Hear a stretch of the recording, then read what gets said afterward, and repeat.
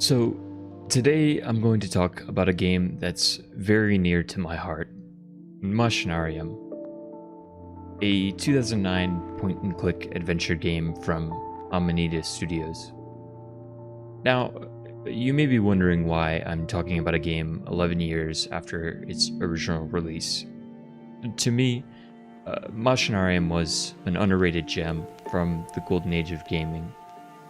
A wholesome, captivating experience about a cute little robot in a mechanical society. 2009 was a big year. It released alongside gaming giants like Left 4 Dead 2, Modern Warfare 2, and Minecraft, to critical acclaim. Kotaku named it runner-up for PC Game of the Year 2009, but it lost to Empire Total War. Although it lost, to me, it's the quintessential indie game. It was originally developed by 7 people and started out as a flash game. Despite such high prestige in the world of critics, as a 16-year-old male, none of my friends were talking about it. We were all in Call of Duty lobbies, getting called screechers and posturing about skins. We were killing and knifing and obliterating each other with nukes. Looking back, I regret that my friends likely never got the chance to play this game. Like for most people, that age was difficult, and Machinarium offered a brief respite from the world.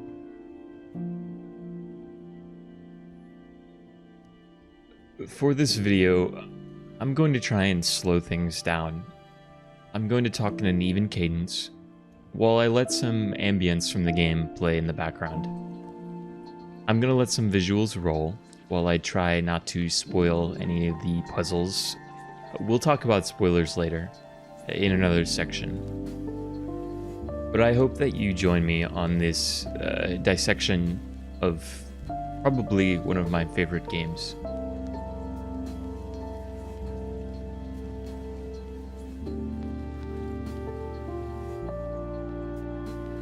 Machinarium is set in a sci-fi world. Sci-fi is a genre that a lot of people tend to interpret in a bleak way. It's oftentimes very futuristic and utilitarian, with sharp edges and dark colors. These developers, on the other hand, deliberately chose to make imprecise backdrops. The lead artist, Adolf Lochmann, used his left hand for most of the artwork in the game in order to achieve a less technical visual style. When you close your eyes and you think of sci-fi or cyberpunk, you probably think of neon and dark colors with hard edges, and bright alien technology far off from anything achievable today. But Machinarium took a different approach. If you look at the color palettes for a lot of the backdrops, it's all earthy tones. There's a lot of rounded edges, especially in the architecture. It's all full of whimsy. It gives a more welcoming environment. It's more pleasing to the eye and friendly, and I believe it plays well with the characters that you meet. It's a world of oil cans and rail cars. It certainly takes steampunk influences. Despite being comprised entirely of robots, the cast of characters is oozing personality. Each character is thoughtfully designed to convey a certain aesthetic. And that was really important, because there's not a single line of dialogue. When you're first interacting with characters, you get an idea of the type of personality that they have just by their design. So in that way, I think it was a success.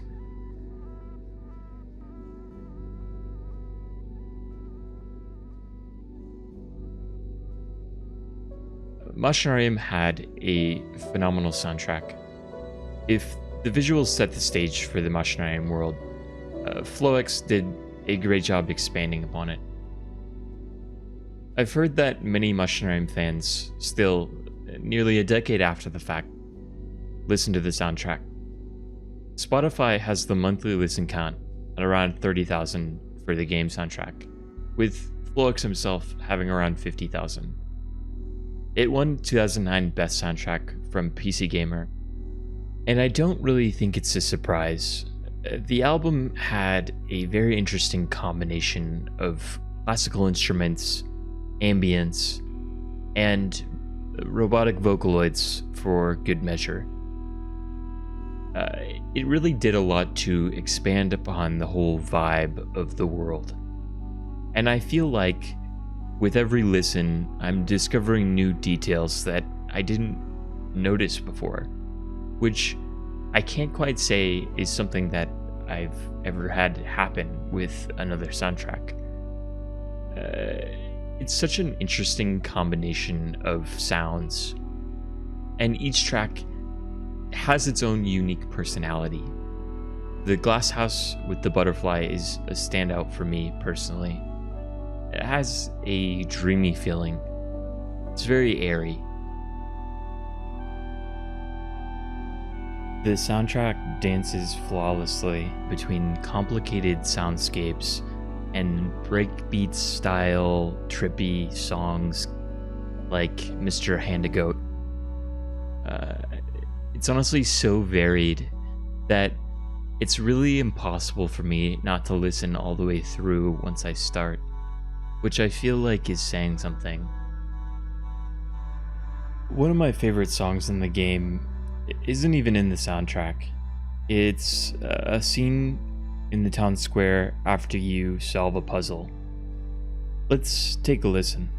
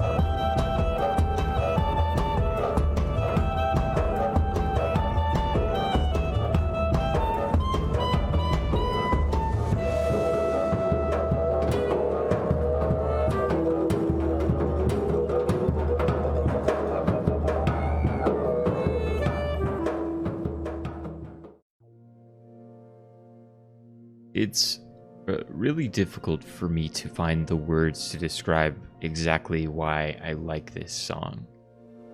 I think the way the drums interplay with the warbling of the vuvuzela is very cool. The way the kick drums open up in the middle and start driving the bass line for the constantly evolving melody of the clarinet. It just comes together really cleanly, and it's amazing that this is just a side piece of the game. If the player chooses, they could completely bypass this song, but I think for most people, they probably stayed to listen. I personally think it's probably one of my favorite soundtracks of all time, and it's honestly a massive source of inspiration to me. Which is why I was ecstatic when they released the Machinarium remixed album. A collaboration between a bunch of other music producers like C418, Orbital, and 65 Days of Static. There's a lot to unpack here, and I really don't want to do it for this video. I think if you're interested in the soundtrack, that you should check out the remixed album. I thought it was phenomenal, and it brought a lot of new life into tracks that I've probably listened to way too much. to be honest. I loved it and I thought it was super refreshing. So I highly recommend giving it a shot.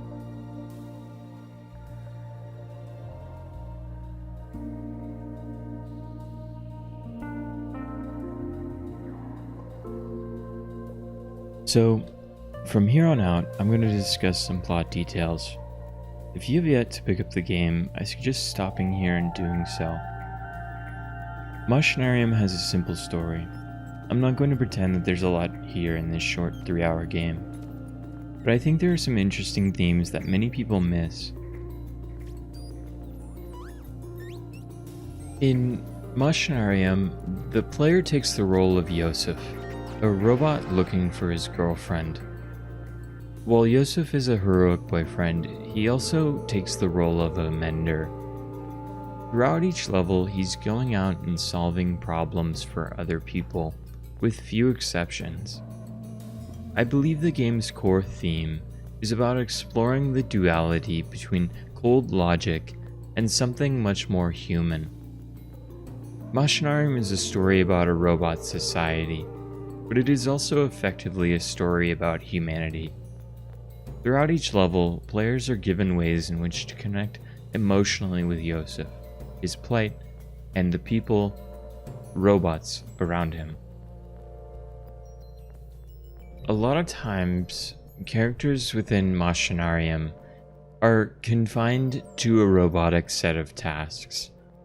The town square is the most obvious example. At the center of the town square is a large clock. When that clock strikes a certain time, a robot will enter the church. Yosef can turn the clock to a certain time, and a robot practitioner will enter the church despite maybe even just doing so a few minutes prior. I believe this explores the theory of free will in a society made of machines. It's a warning against mindless programmed behavior. In this example, people are sitting around waiting for their time to enter a church, while a man sits at the center of the square in a wheelchair. It isn't until Yosef arrives that the man is helped and then able to move about. Yosef represents a break in the day-to-day monotony of their predefined roles. Because Yosef isn't absent-mindedly waiting around for the clock to strike a certain time, he's an agent of positive change and is able to achieve his long-term goal because of it. Another example involves the street band from earlier. If a player were to assume a role of pure disconnected logic, they would be unable to progress in the game. Despite having no logical connection to the plot, helping the street band fix their instruments moves the plot forward by unraveling an unpredictable sequence of events in which Yosef ends up acquiring a plant. It is only because Yosef and the player use empathy that they are able to move forward. I believe even the Black Hat Gang, the primary antagonists of the game, are acting in a programmed behavior. They constantly portray cartoonishly evil behavior, like kicking over a sandcastle, for no explainable reason other than to simply be evil.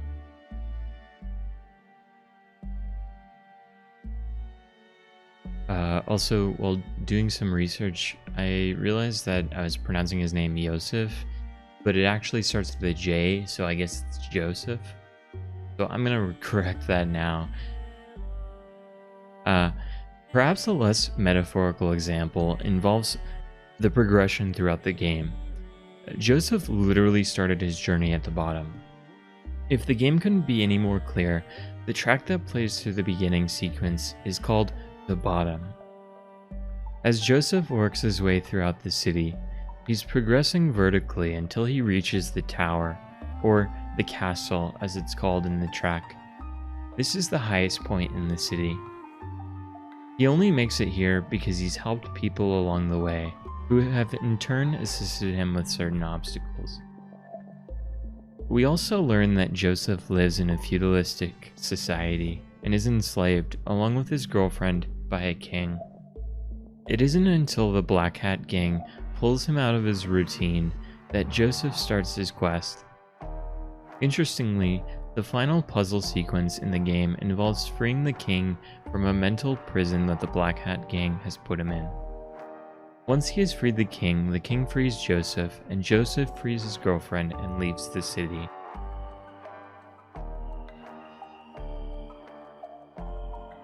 The other theme that I think is interesting is the distribution of wealth in the city. When we start the game, it's clear that the world is filled with junk. It's potentially a result of global warming, because the surrounding area looks barren and without life. The city itself is a collection of repurposed scrap. While it's comfortable and homey, it's also rather run down. However, the castle itself is very posh. It's lined with trophy heads, with long red carpets and chandeliers.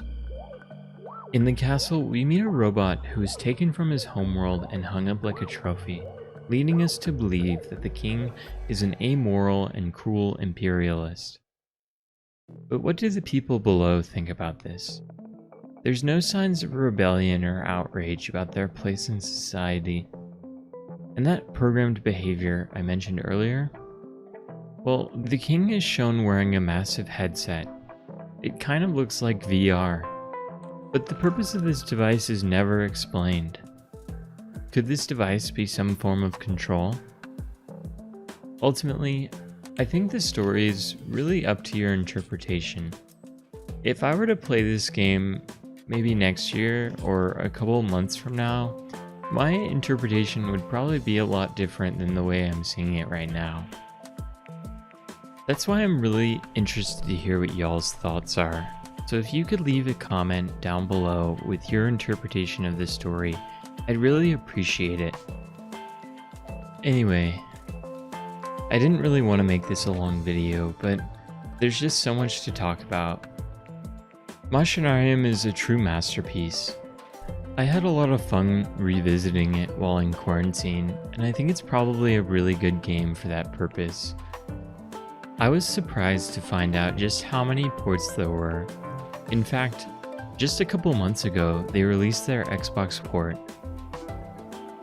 I think it just goes to show how much of a timeless classic Machinarium is. It really inspired a love of point-and-click puzzle games, and I know I'm not the only one to say that. So, anyway, I hope this video inspired you to pick it up, or at the very least, rekindled some fond memories of an old puzzle game. Anyway, if you liked the video, please like and subscribe. That would really help me out. Thanks for watching. Peace.